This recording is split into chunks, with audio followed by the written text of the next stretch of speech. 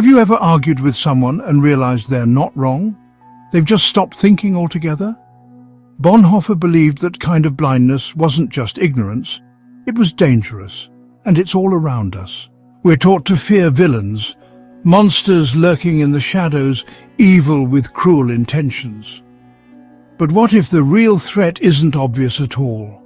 Sometimes the most dangerous enemy hides in plain sight, accepted and even celebrated by the masses. Dietrich Bonhoeffer from a Nazi prison warned us, "The true enemy isn't malice but a chosen blindness, a surrender of critical judgment." We are comfortable with the binary of good and evil, a simple compass for our moral judgments. But Bonhoeffer's theory shatters this illusion. Stupidity, he argues, is more dangerous than evil because it cannot be reasoned with or confronted. It is not an intellectual defect, but a moral one, a surrender of independent thought to the comfort of the crowd. Dietrich Bonhoeffer, a brilliant theologian and pastor, stood against the Nazi regime when few dared. He saw the persecution of the Jews as an attack on Christ himself and risked everything to resist. In prison, he reflected on how ordinary people surrendered their freedom to propaganda and power. His warning, "The conditions for such moral collapse are always present, a threat to every generation."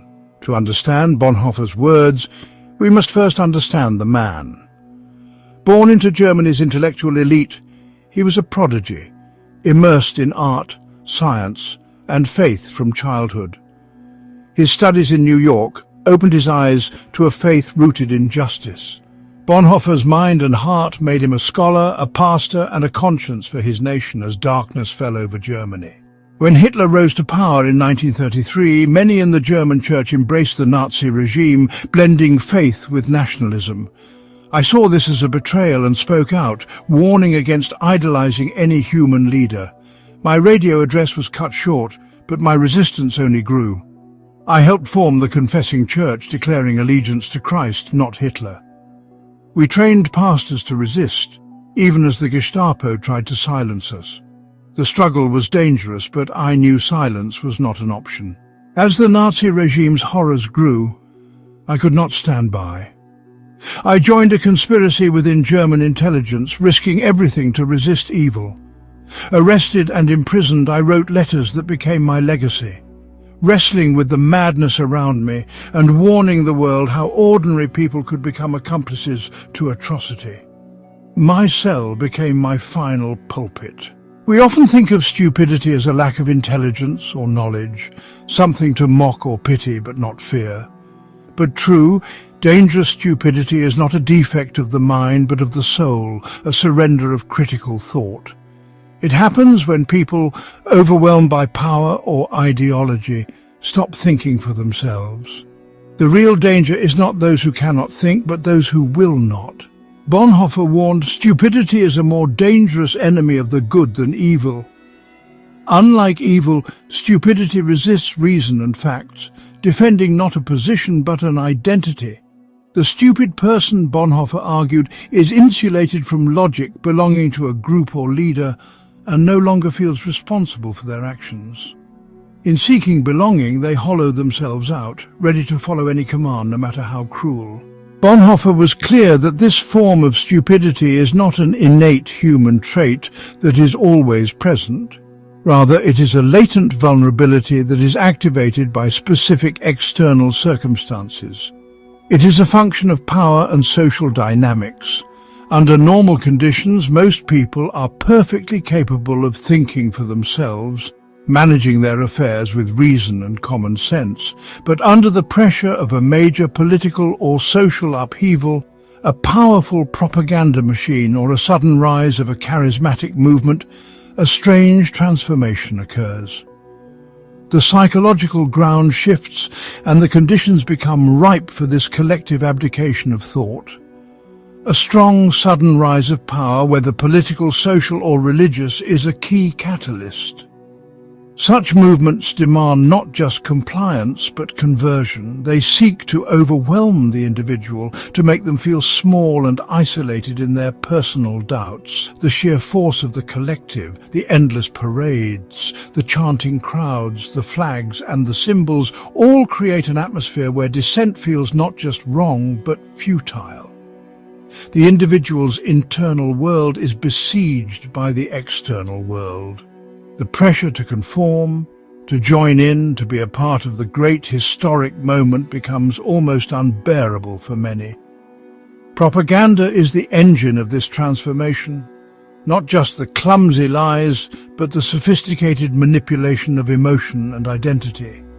It works by creating a simple, compelling narrative, an us versus them story. It identifies enemies, internal and external, who are to be blamed for all of society's problems. It offers simple solutions to complex issues. It constantly repeats a few core slogans until they become ingrained as unquestionable truths. This relentless messaging doesn't seek to persuade through logic. It seeks to bypass logic altogether, appealing directly to fear, resentment, and the deep human need for belonging and certainty. Under these conditions, the individual's inner freedom is slowly eroded. To think for oneself becomes a dangerous act of rebellion. To ask critical questions is to mark oneself as a traitor or an outsider. It is far safer and far easier to simply let go and be carried along by the powerful current. The decision to become stupid is therefore not made in a vacuum. It is a response to immense external pressure.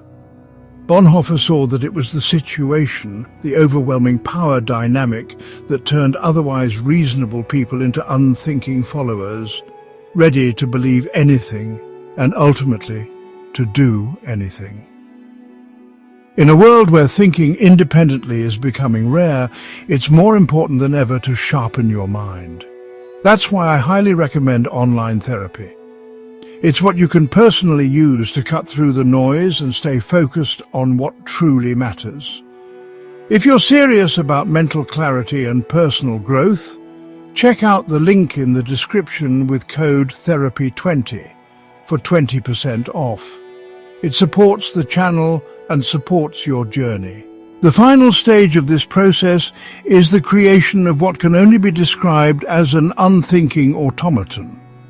The individual is no longer a sovereign being with a private conscience and a capacity for independent reason. They have become an instrument, a gear in a much larger machine. Their thoughts are not their own, they are echoes of the party line. Their feelings are not their own, they are the manufactured emotions of the rally. They have been hollowed out and reprogrammed. This is the moment when the stupid person becomes truly and profoundly dangerous because they are now capable of anything. This automaton-like state is characterized by a complete lack of internal conflict. There is no moral struggle, no pang of conscience when committing or condoning acts of cruelty. The system has provided a complete moral justification for everything. The victims of their cruelty are dehumanized, labeled as enemies of the people, traitors, or subhuman threats to the nation's purity. Therefore, acting against them is not a crime, but a duty, a necessary cleansing. The stupid person performs this duty without question, because the capacity to question has been surgically removed from their psyche. They are merely executing a function. Bonhoeffer saw this in his prison guards and interrogators. He noted that many were not sadistic monsters reveling in cruelty. They were simply doing their jobs. They were following the rules. They had accepted the narrative of the regime as reality, and their actions flowed logically from that accepted reality. To argue with them was pointless, like arguing with a computer that has been programmed with faulty software. The inputs of reason and empathy were simply met with the pre-programmed output of the ideology. They were not evil in the classic sense. They were something far more terrifying, functionally blind and morally dead. This is the ultimate danger that Bonhoeffer sought to warn us about. Evil can be recognized and fought, It has a face. But this kind of mass-produced ideological stupidity creates an army of faceless functionaries. It turns a nation of individuals into a mindless herd, capable of being driven over any cliff. It is a force that can perpetrate the greatest horrors not out of a passion for wickedness, but out of a complete and utter absence of thought. It is the chilling reality of people who have surrendered their humanity for the sake of certainty, becoming perfectly obedient and perfectly dangerous automatons. I'd love to know what you think. Do you believe Bonhoeffer's theory still applies to modern society? Or are we past that point? Scroll down and let's talk about it in the comments. I read every single one.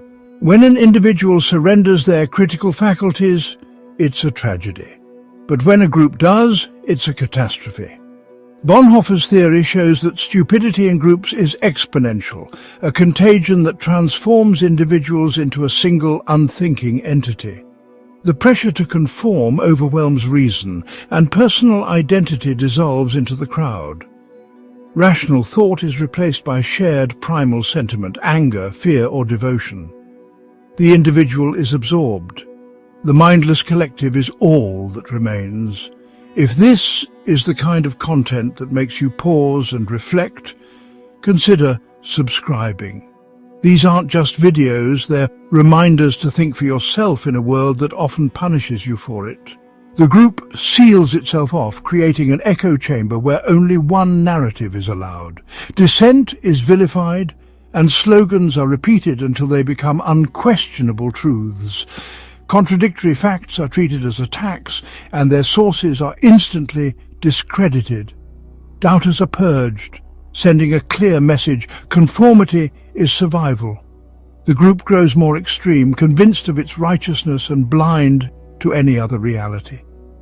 Ordinary people trapped in this bubble come to believe the unbelievable, not from madness, but from relentless collective reinforcement.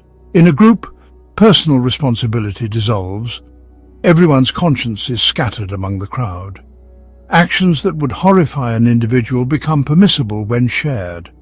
"I was just one among many" becomes the silent excuse.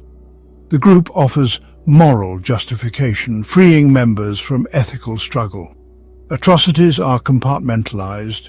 No one feels responsible for the outcome. Bonhoeffer saw this bargain: surrender your conscience for certainty and belonging. In doing so, people become instruments capable of anything, not out of hate, but from abandoning personal responsibility. In collective stupidity, nuance is the enemy. Slogans rule. Slogans are repeated, not debated, short, emotional, and designed to shut down thought. They reduce complex issues to binaries, with us or against us.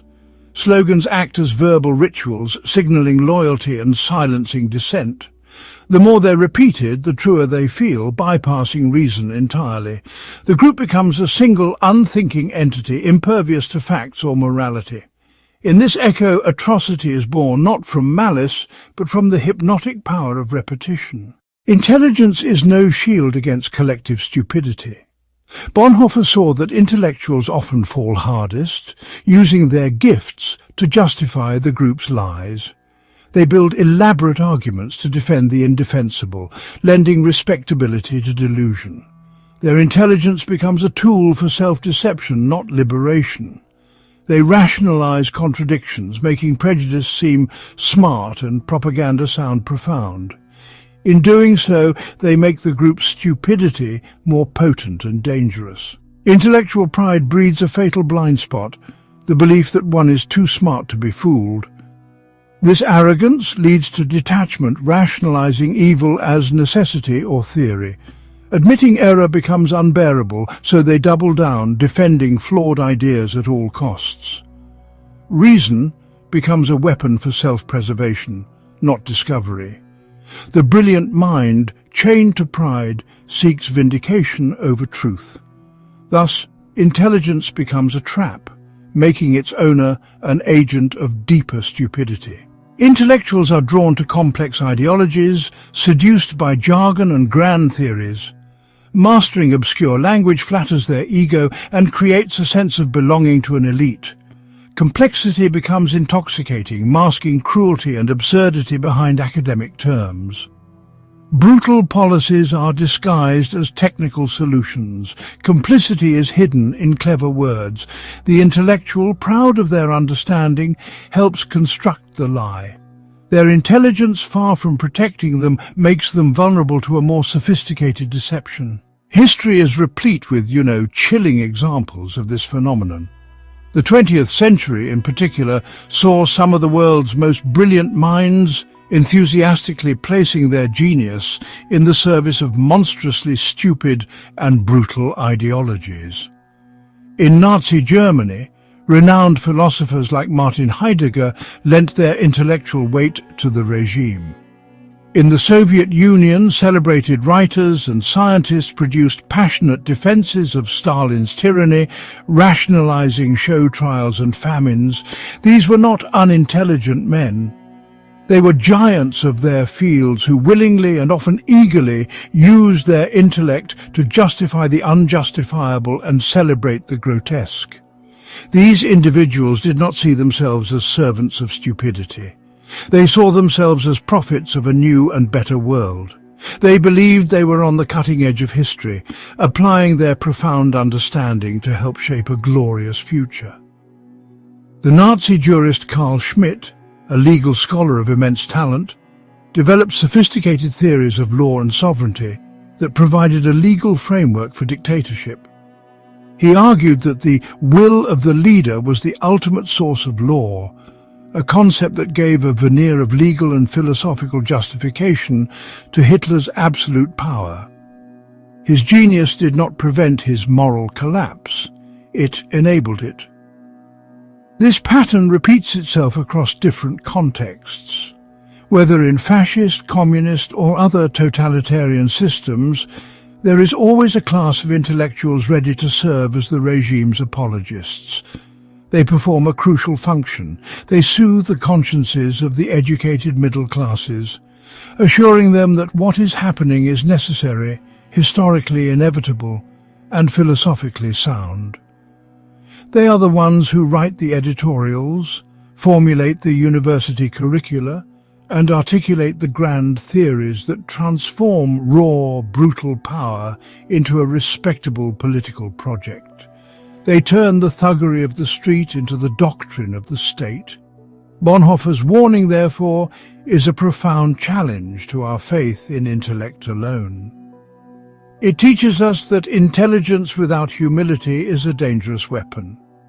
It shows that reason without a moral compass can lead one into the darkest of places. The capacity for complex thought is no guarantee of goodness or wisdom. In fact, it can be the very thing that leads a person to construct a more elaborate prison for their own mind. The ultimate protection is not how smart you are, but whether you retain the inner freedom and moral courage to question your own beliefs, especially when they are most comforting. True resistance begins within. Bonhoeffer's answer to collective conformity is the cultivation of inner freedom, a sovereign space in your mind, untouched by the crowd's demands. This inner liberation is the foundation of all resistance. It requires discipline, radical honesty, and the courage to question your own beliefs. When anchored in something deeper, you are free, untouched by the mob, secure in your core self. The courage to stand alone is the ultimate test of character. Human beings crave belonging, but true resistance demands risking isolation, choosing integrity over acceptance. Bonhoeffer's life shows us when the group surrenders its mind, only the individual can speak truth. To stand alone is not just personal integrity, it's a beacon for others, reminding us that courage is contagious. Inner freedom and the courage to stand alone are essential, but for Bonhoeffer, they were incomplete without the final step, responsible action. He was not a detached mystic, content with his own inner purity while the world burned. He believed that insight and conscience create an obligation to act in the world.